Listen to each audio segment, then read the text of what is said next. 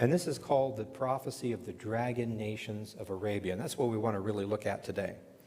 So this is a scroll that's 200 AD. It has a prophecy predicting the rise of Roman Catholicism, the fall of the Roman Empire in different pieces with the Caesars in different times, and was exactly correct.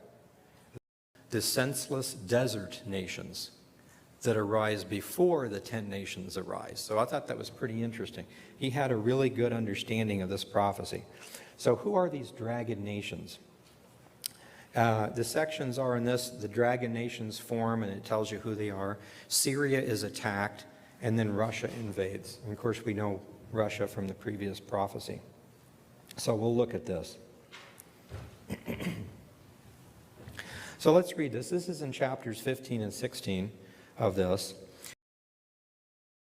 It says, "Behold," starting in 15:28, "Behold, a horrible vision that appears in the east, from where the dragon nations of Arabia will come, with many chariots, and a multitude of them will be carried as the wind upon the earth," so very swiftly. "All who hear of them will fear and tremble. Also, the Carmanians," which I went and researched is actually a small ethnic group in Iran. So we're talking about Iranians. So Iranians, raging wrathful, will attack as wild woodland boars, and with great power will come and join this battle with the dragon nations. So I'll stop there for a minute because this is pretty interesting. They're called the dragon nations of Arabia. And if you think about it, we're talking about not just Saudi Arabia, but Arab nations, okay? So there's a collection of Arab nations in the end times that form together either for political purposes or religious purposes or something. They kind of come together. And apparently it's religious. So what religion are most Arabs? Muslim, okay. So we're going to see Islam in here many, many times. So this is interesting to me, though, because if you're talking about an Arab religion among Arabs, you're talking about Islam, just Arabs. Now, later on in this prophecy, the Asia Minor, Turkey is mentioned. So Turkey and Iran are Muslim, but they're not Arabs, right? Ethnically, they're different. So this is interesting to me. He's saying that this war is going to come, and this war is mainly fought by Arabs with an Arab religion, but there's these two other major powers in this area that are not Arab, but they're of the same religion. Isn't that amazing? So Saudi Arabia, or these nations, and they're also called the dragon nations. Now in the Bible, who's the dragon? Satan, the destroyer. So there's this satanic religion, and we can see this back in Isaiah and several other places. There's prophecies that actually predict Hamas by name in the Old Testament. And then in Isaiah, I think it's 12, somewhere in there, talks about when Israel comes back as a nation, all of her neighbors that surround her will have this one particular religion. That's Islam. And it tells you what God actually thinks of that religion, which is pretty amazing. It says that it amounts to nothing, and even the work of that, the book, which would be the Quran, the work of that religion is null and void. It's useless. Because they can't predict prophecy, and they apparently don't know history, is what Isaiah actually says. So that's pretty amazing. How many Palestinians think, oh, Temple Mount is ours? Where have you been for the last 3,000 years? I'm sorry. But anyway, so these dragon nations then, they're Arabic nations, they're Muslim nations. Their heart is destruction. Hippolytus calls them the senseless desert nations. It's one thing to think, you got something I want, I'm going to by force take it. That's what all wars are about. I want your oil, I want your gold, or whatever. I'm probably not going to kill you. I'd probably enslave you to get my gold for me. It's all about what I want, you know. When you get somebody that says, I just want everybody dead, that's just strange. That's not a normal war, because nobody wins with that. I don't get anything. Everything's gone. So this is interesting. So the Arabic dragon nations, along with Iran and Turkey, have this war. So to go on, it says the Iran comes and joins in battle with the dragon nations, and they lay waste a portion of the land of Assyria. Now, the great Assyrian Empire covered a lot, but the main central point there is Syria. So we're talking about Syria. So this is really interesting. But when the dragon nations have the upper hand, now let me stop for a second. I don't know who, because we don't know for sure who put ISIS together, but somebody allowed them to form and put them together. And so ISIS is this group that is attacking Syria. That's what started the whole thing, right? So, okay, so when the dragon nations have the upper hand, they will remember their true nature, and they will turn on themselves, conspiring together with great power to persecute each other. And when these who will be bled dry will keep silent while under their power until they can flee. And from the land of the Assyrians they will this enemy besiege them and consume some of them. And all will fear their host, and there will be strife among their kings. Now, what happened, if you think about it? ISIS was a group that came in specifically from the east, as the prophecy says, out of an area which is kind of a no man's land, because apparently another war had happened and kind of made a no man's land. That was us, remember? Iraq war. So there's this great opening where everything could form. ISIS forms or comes in from the east to attack Syria. And then all of a sudden, the leaders of ISIS, remember what they did? It's like, yeah, we're going to kill you too. Yeah, we're going to kill you too. As a matter of fact, the royal people of Arabia, the Saudi Arabians, they need killed. The Jordanians, they need killed. We're going to get down in there and we're going to destroy Mecca. Because it's actually pagan, not, So they're kind of like going crazy here. They want to kill everybody. At least that's what's being reported on TV. So it's pretty interesting. So we have an army to come in and attack, but the army just kind of goes nuts and tries to start killing everyone. So it says that that's what happens. And then because of that, clouds from the east and from the north come to the south. They are very horrible to look upon, full of wrath and storm. So you might have a big army or a small army, depending on how large your nation is. You get multiple nations or maybe a superpower, and the army is like a cloud. So these are not like little armies, but huge coming in from the east and the north. Now, from that area, what's far north? Superpower far north? Russia. And if you go far north and then go east, be China. And is China and Russia involved in this? Yeah. Okay, pretty interesting. Well, it goes on and gets a little more interesting.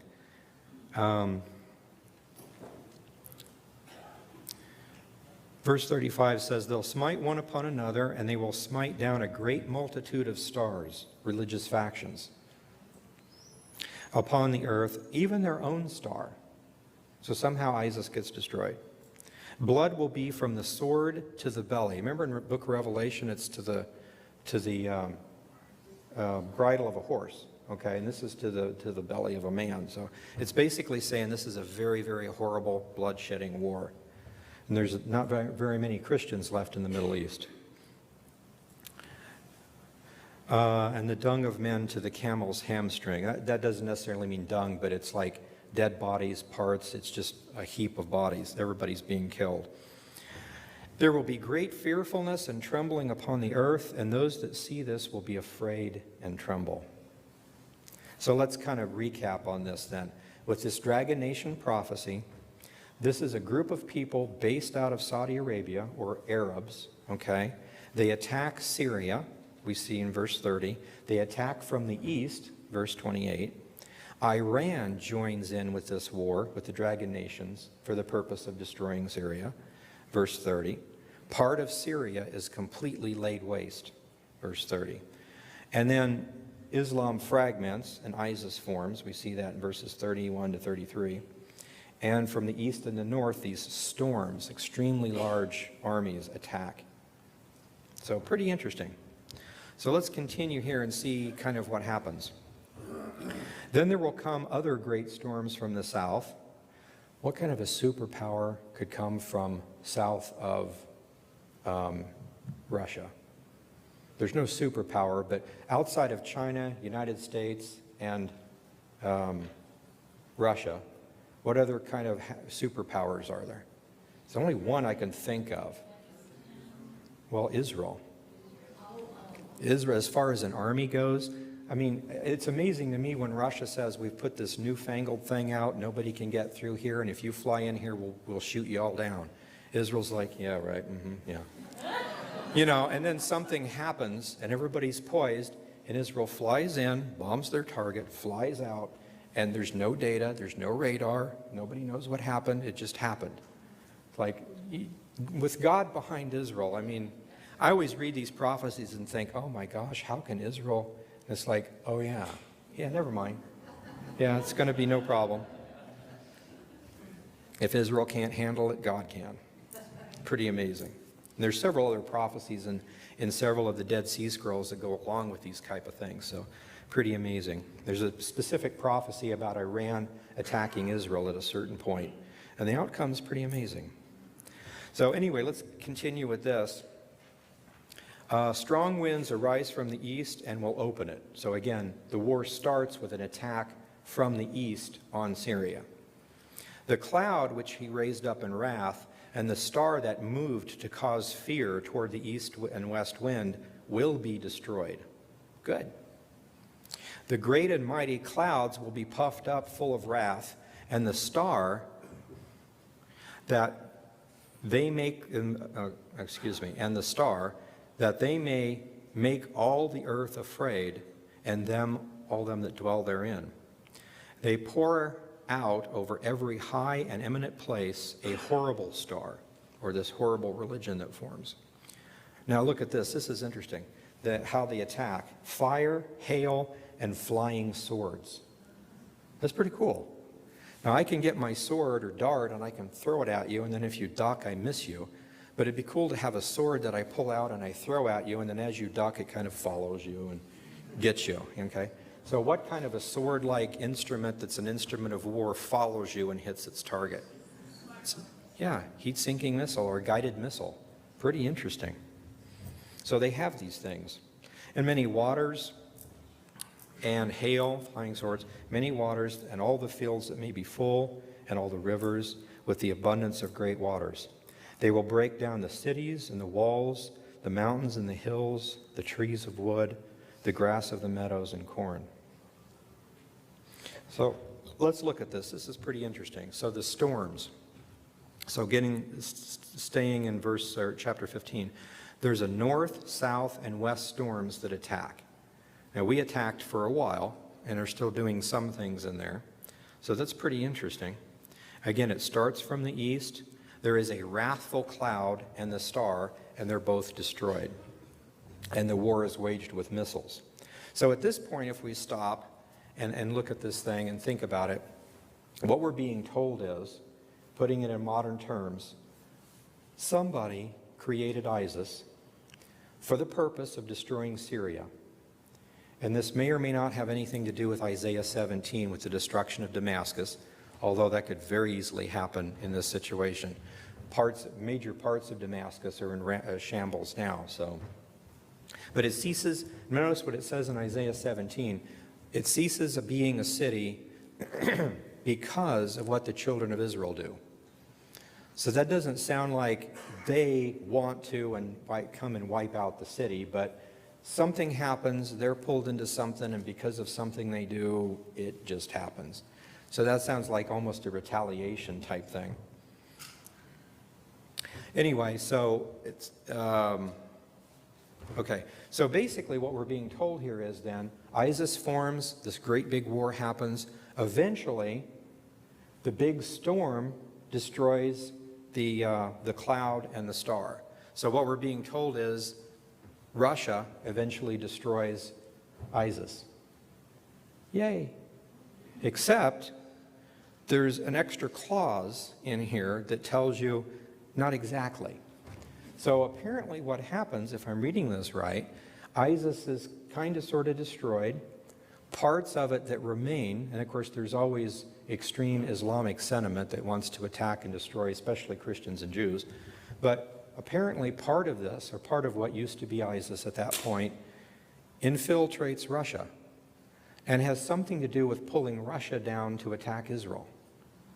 So that might be 5 minutes later, it might be 20, 30 years later, but somehow it's connected. Because the prophecy goes on and talks about the 10 nations that come and destroy Babylon, and it gives us some extra clues about Babylon. It talks about Babylon being destroyed. The horrible star attacks and destroys Babylon. Babylon is desolated, and the remnant of Babylon serves this horrible star. But it does talk about Turkey specifically in chapter 15 and 16. I thought this was pretty interesting. Rather than reading the whole thing, we'll just kind of summarize it. In verse 46, it says that Turkey puts its hope in Babylon. This is amazing to me because you know how many, we're always trying to figure out who is Babylon. Or are there more than one? Is there a commercial Babylon and a religious Babylon? Or who, you know, where do we look for? Now, the book of Gad, the seer, gives us a really, really good clue. But whoever Babylon is at this point, it's not named in here, but it says that Turkey really likes Babylon.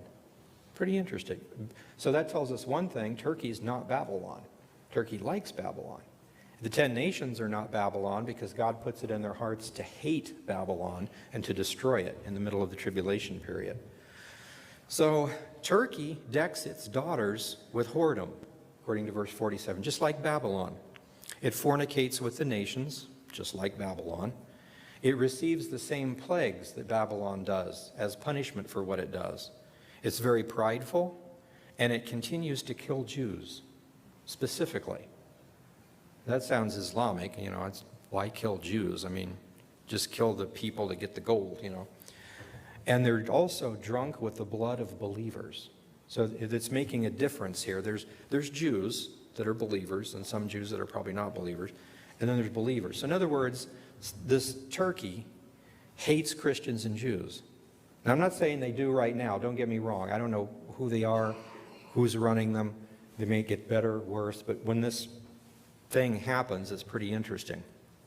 They really like Babylon. They side with Babylon and hate Bible-believing Christians and Jews. So then it goes on and talks about the horrible star in Turkey. Turkey crosses the sea to help Babylon. That's interesting, because if you could cross into the Mediterranean Sea somewhere that direction, you could cross the Tigris or the Euphrates. Those are like rivers, though not really seas. So just a clue to what we might be talking about. Turkey receives the plagues. The horrible star decimates Turkey, and the horrible star returns to destroy Babylon. And then there's 10 nations at this point. So this is interesting. It kind of, just like all the other prophets, I think it starts out in one place and kind of hops to the future. When Jesus read Isaiah 61, he read to the middle of a sentence and stopped, because all this was about the first coming, and this was about the second coming. So sometimes when you're reading the prophets, you're hopping back and forth, or what's going on maybe happens multiple times. But so this is really fascinating. So we have a book that is an ancient book. It's at least 200 AD. The Anglicans thought it was important enough to put in the King James 1611 because it shows how everything falls apart. Now remember, that's 1611, so that's after the fall of Rome and Byzantine, but not after the fall of the Roman Empire, or the Holy Roman Empire. So it's interesting, it was put in there, and then everything was fulfilled perfectly, even down to the number of people. And then we have sometime in the future, then, there's these dragon nations, these Islamic nations that attack Syria. And we've actually been able to see that in our lifetime. Isn't that amazing? So this doesn't tell us that the rapture is going to be tomorrow. It doesn't tell us necessarily it's going to be 10, 20, 30 years down the road either. But we're in that era. We've seen Israel come back. We've seen over 50 prophecies fulfilled with Israel. We've seen the story about the dragon nations. We've seen history records the fall of the Roman Empire. It's really, really interesting.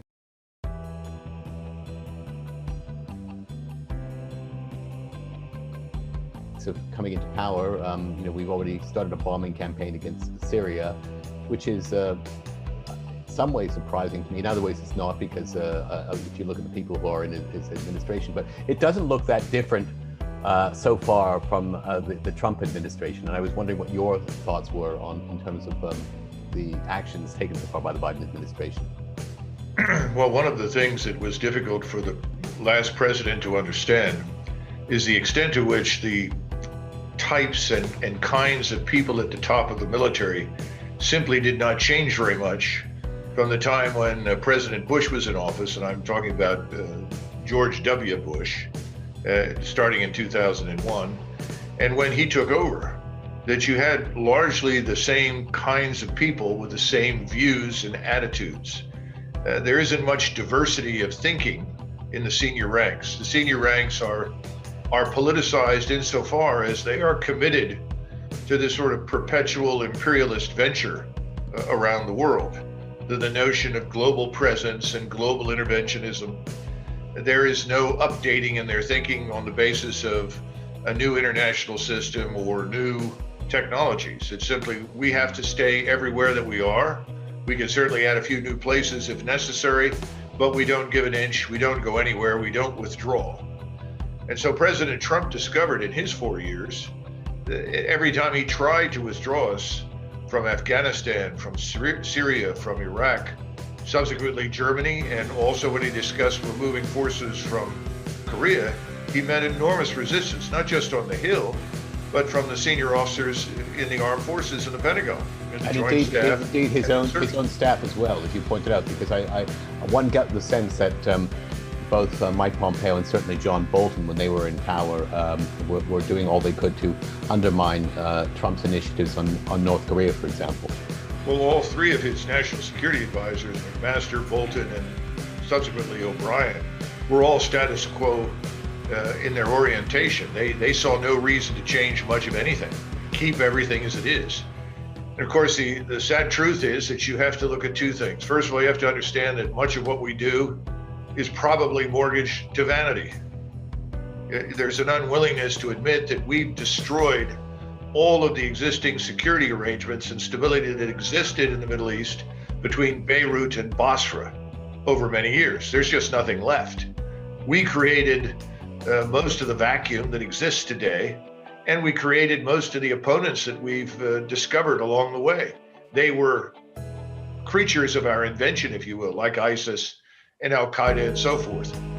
So you put all of that together and you have a large number of people at the top today who are very much part of those operations and cultivated people for promotion and advancement by showing their allegiance to these things. It's what I call unconditional obedience to dumb ideas and bad policies gets you promoted.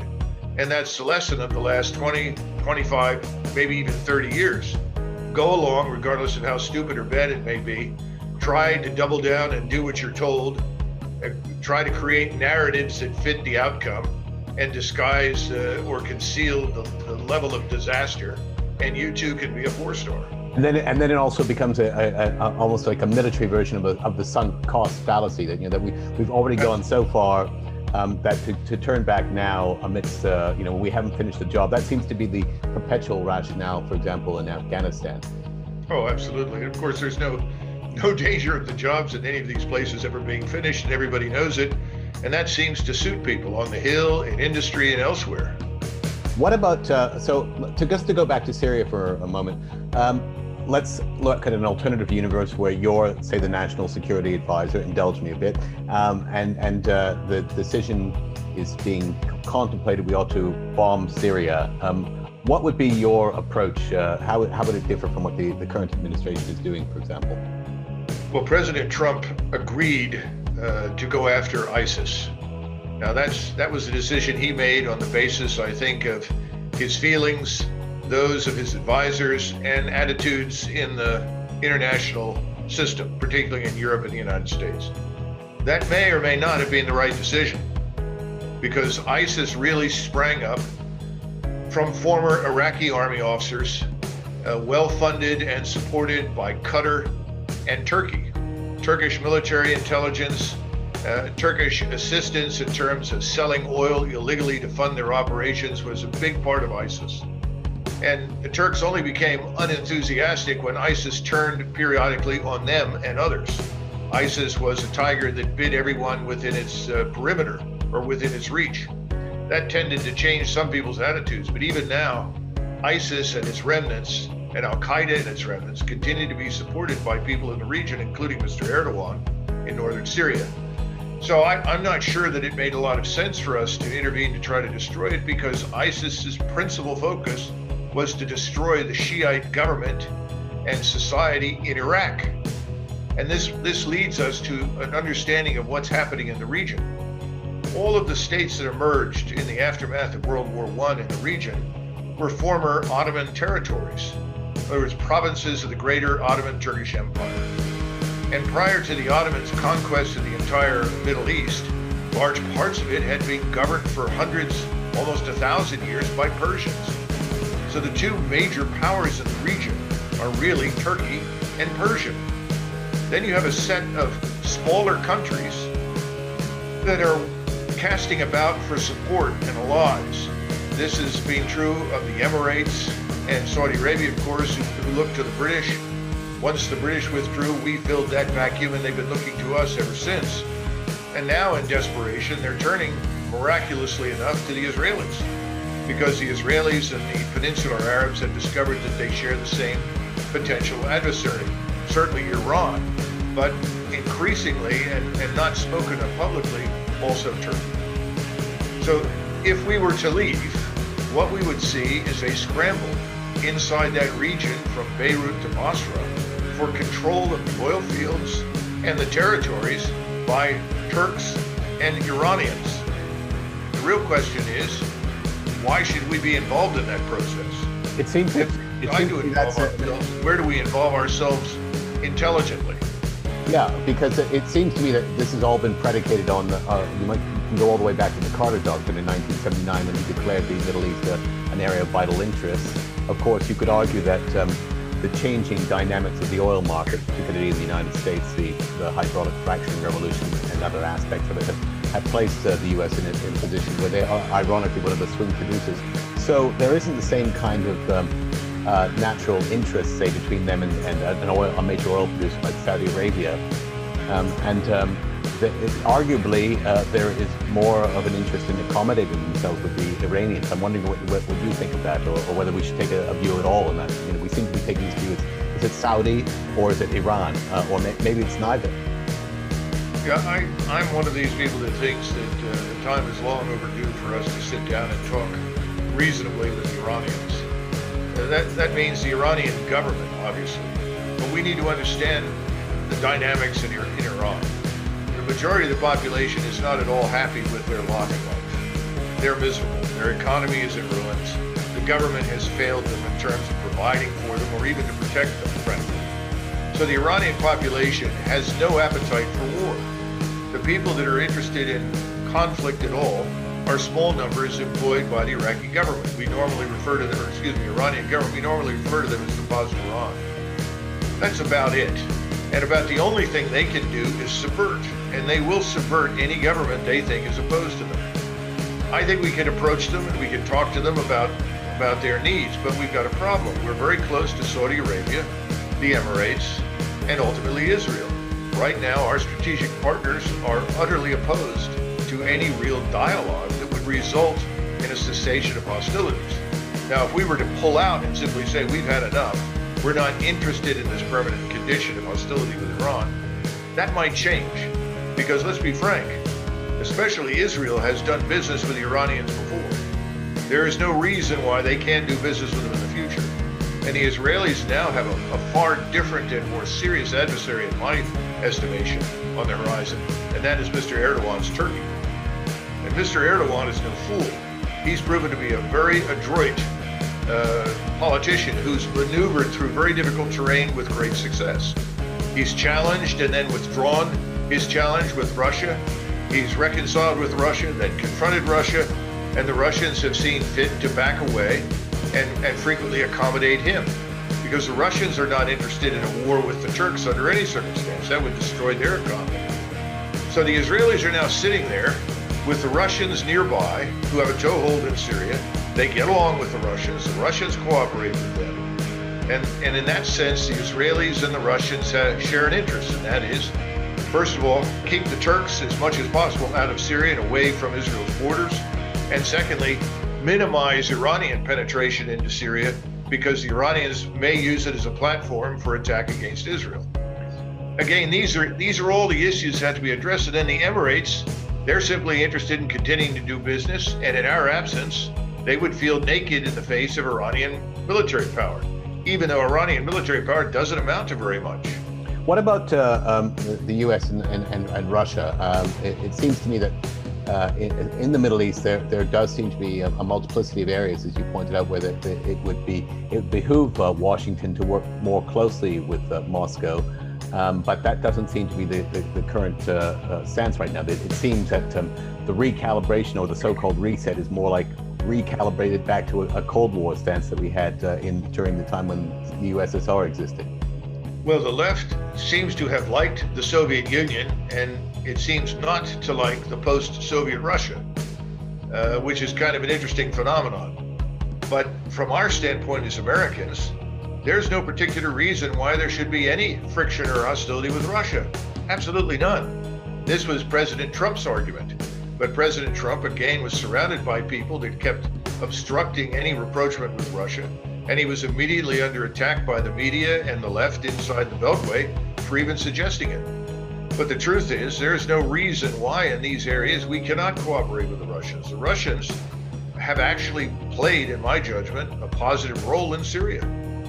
They protected many of the minorities, not just Christians, but anyone who was not a Sunni Muslim.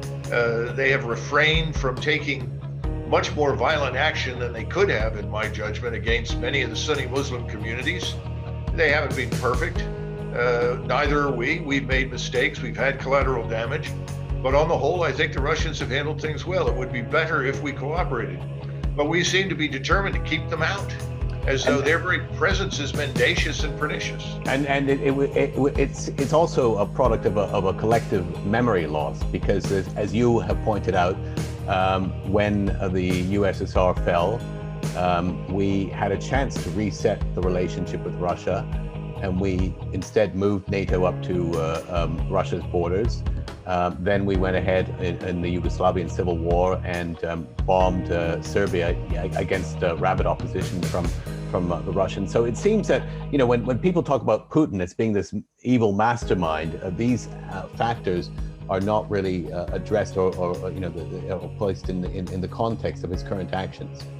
Well, this government, more than its predecessor, takes the position that if they're going to work with anyone, they must first convert to this religion of liberal democracy that measures up to the standard that Washington sets for it, which is often ridiculous and unrealistic, but it doesn't matter. In other words, if you don't profess to be a liberal and a Democrat, well, then we can't work with you and we don't accept you.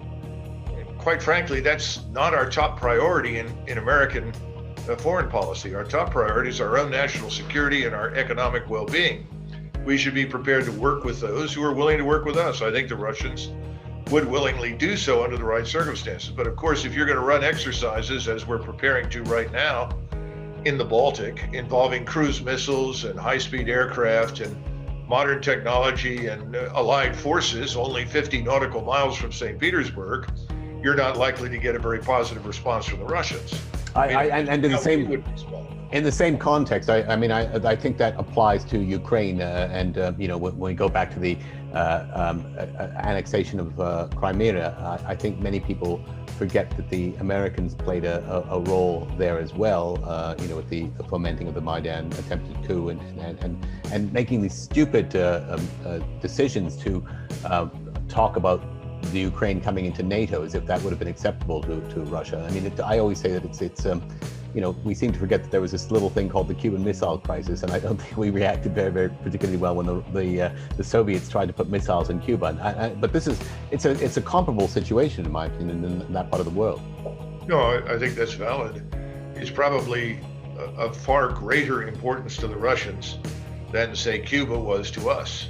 Cuba is still hostile. Its intelligence agencies work against us with the drug cartels in Venezuela and elsewhere. they're still hostile to us.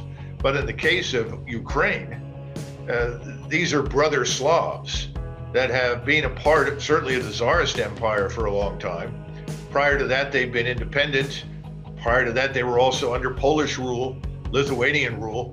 So these borders have changed many, many times. And the people that live in the region have also accommodated new regimes, new governments. Here we sit in the 21st century, and we're dictating to people in the region what is or is not correct. That just is not that simplistic. And there's an unwillingness to let the people that are there find a way forward. I think the president of Ukraine right now, if he was given freedom of action, would probably be willing to sit down and talk with Putin very seriously about how to ultimately reach some sort of conclusion to the crisis. Everybody wants an end to the killing, to this economically damaging crisis. That can involve admitting that there are vast areas in current Ukraine that are actually Russified, where the population would be happier under Russian rule, in which case I think Zelensky would listen to that. At the same time, I think he'd be happy to opt for something like Austrian neutrality. But the problem is that neither we nor the Germans or the French or others in Europe are even willing to concede these things. You mentioned the French and the Germans. It does seem to me that the perspectives, or at least the interests, are beginning to diverge somewhat, at least in regard to Russia. I mean, Nord Stream 2 being a perfect example of that. Now, granted, there's divided views in Europe. The Poles are against it, understandably. The Germans seem to be very much in favor of continuing this project. But it seems to me that that's an inevitable ability, that you're going to see the Europeans drawn more back into the Russian orbit again, and vice versa. Well, I don't know if I would call it Russian orbit, because if you're a German right now, the truth is that the Russian state badly needs German capital, badly needs German assistance and technology to boost its economy. And both the Germans and the Russians see no evidence that either party wants to go to war with the other. And, I mean, frankly, that's the truth. And the German polling data suggests that the German view of people in Eastern Europe is, if the Poles want to fight with the Russians, they can do it on their own without us. We're not interested in that. And and also in regard to that, the Germans, of course, things may change even more in that direction going forward, because, Angela Merkel is on her, she's on her last legs as chancellor. She's stepping down soon. The new leader of the CDU, Armin Laschet, seems to have a very, very different view of Russian-German relations. He's made some quite striking comments, I think, which have been questioning the utility of sanctions against them, and also the approach that we've adopted, this neo-McCarthyite approach we've adopted vis-a-vis Putin. So the change might become even more dramatic if he becomes the next leader of the German Republic. Yeah, I think that's a possibility. The other thing is, on the one hand, you've got the Russians who have a bad habit periodically assassinating their opponents on public streets in Berlin. And this is where Germans become frustrated. It's not that they're surprised. The Russians are not Germans. And the Russians, quite frankly, and they will tell you this themselves, strictly speaking, are certainly not Europeans in the Western sense. They do business differently. Most Germans, I think, can accept that reality, that Russia is ultimately Russia. It will be governed in a certain way, behave in a certain way, and that is ultimately not our affair. Our real interest in Russia, just as Russia's real interest in us, is to do business that is mutually profitable. I think it's a huge mistake on our part to beat the Germans over the head about Nord Stream 2. We can't provide the liquefied natural gas in the volume as quickly and as cheaply to Germany and the rest of the people in Central Europe as the Russians can. That's a simple fact. Russia's economy continues to deteriorate. They need to sell this. And the Russians are not stupid. They know that if they fail to sell it to the Germans, the Austrians, the Dutch, and others, Danes who are also buying this, it's not just the Germans, that they'll go elsewhere. And we can sell it to them. I mean, this is a global market now. It's not as though this is the lifeline, but if it is suddenly withdrawn or cut off, that it will cause pandemonium, and everyone in Western Europe will put their hands up and beg to surrender to the Soviets or the Russians if they can have their gas. I mean, it's just sort of infantile nonsense. At the same time, I think also in Poland, there is a growing awareness, the Russian tanks aren't coming. They're just not rolling. They're not coming for us. And I think the Lithuanians are coming around to that understanding. The Latvians, perhaps, Estonians, a little less so. The other thing is that the Finns have proven absolutely conclusively for all time that if you organize yourself effectively and you're prepared to fight like hell, the Russians aren't coming. No, they're not going to bother you. They learned that in the 1930s. Well, with that in mind, you've been out in print very publicly suggesting that NATO is a zombie organization, that it should be put out of its misery. I presume that you haven't changed your views on that since you wrote that article. No, in fact, I think President Macron's recent response to President Biden's statement, and we're back, and we support NATO, and we're coming back in force, and we're going to do all of these things, is very, very indicative of where things are headed in Europe. President Macron said, well, thank you very much, Mr. Biden, but frankly, we know that we Europeans must chart our own course into the future. We have much work to do here on our own. I think that Angela Merkel, in many ways, is probably the last ditch effort on the part of the Europeans to mortgage their future against us. In other words, to essentially pin their hopes on the perpetual presence of U.S. military power to absolve them of the responsibility for defending themselves. And this is a serious problem internal to Germany. The Germans have been on a 70-year plus apology tour. We understand that. Everyone knows why. But the point is, it's been over 70 years. And today's Germans have very little connection to what existed in the past.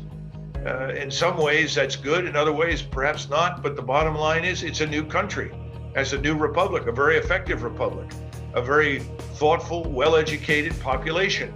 They need to govern themselves. They need to determine what they're going to do to protect themselves and to advance their own interests.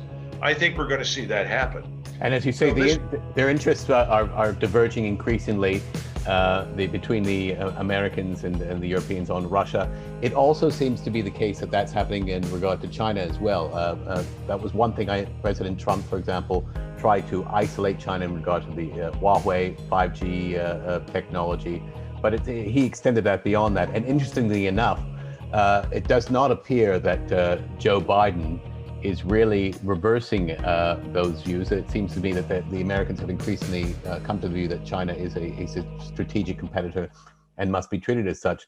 The Europeans, especially the Germans, don't seem to have the same view.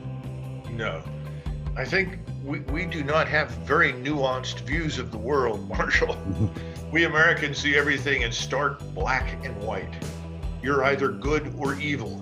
If you agree with us, and you want to do business with us on terms that we find acceptable, then you're great. But if you insist on different terms, if you insist on a different way of governing yourself, if you insist that your interests do not align perfectly with us, well, then we tend to regard you as the red-headed stepchild that should be beaten vigorously over the head. No pun intended, since I see some red hair there. But the bottom line is that this is stupid. It won't work. And I think President Biden and his friends are going to find this out. One thing that President Trump really got right when he came on board was he said, look, this thing called NATO is an anachronism. The world has changed. By the way, why are we still sitting in Korea 70 years after the Korean War? This doesn't make any sense. And by the way, why are we defending Japan? Japan's a very wealthy, powerful state. It can handle this on its own. And why do we have an agreement that says if they go to war, we come to their aid, but if something happens to us, they don't show up? So Trump got these things right. All he recognized was that the world today is radically different from the world everyone in Washington wants to live in. And I think everyone in Washington is desperate to push us back and push the rest of the world back into this box that they enjoyed in the 1990s in the aftermath of the collapse of the Soviet state. It won't work. It's a dead end. What do you think we should be doing with China? Well, first of all, I don't know that we should even think about doing anything with China. China is so damn big. You've got at least 1.2 billion people. There are 4 or 5 versions of the United States inside China in terms of population size. I'm always disturbed by people that talk about, well, What do we do about China? I go back to Kissinger, who once said, well, we should do this with the Soviet Union and that with the Soviet Union. He says, this state is huge. It's more than 1/6 of the world's landmass. It encompasses many other nations as well as Russia. And what do you think you're going to influence in that place? You're not being realistic. Well, that's even more the case in my judgment in China. This is perhaps the world's oldest continuously existing civilization. We've had this thing we called Western civilization for a little over 2,000 years. That's fairly recent by Chinese standards. The Chinese civilization is not amenable to change. Their way of looking at the world is very different from ours. But we have a habit of imputing to them our views and mirror imaging. This is the problem with the notion of the Thucydides trap. As far as I know, there's no one named Thucydides in the history of the Chinese empire. There are no Chinese who think like Thucydides. China is a very different place. So the notion that we're going to do anything with them, I think, is ridiculous. I think it makes more sense to, first of all, do something we never do. And that is, what are China's core national interests? Stop insisting that China wants to conquer the world. I certainly see no evidence for that. I don't see any evidence the Chinese want to do that. They have trouble governing themselves. They've already got 1.2 billion people. They can't handle much more. But we've taken on this nonsensical view that China is the new version of the Soviet Union, that it must be contained, it must be halted.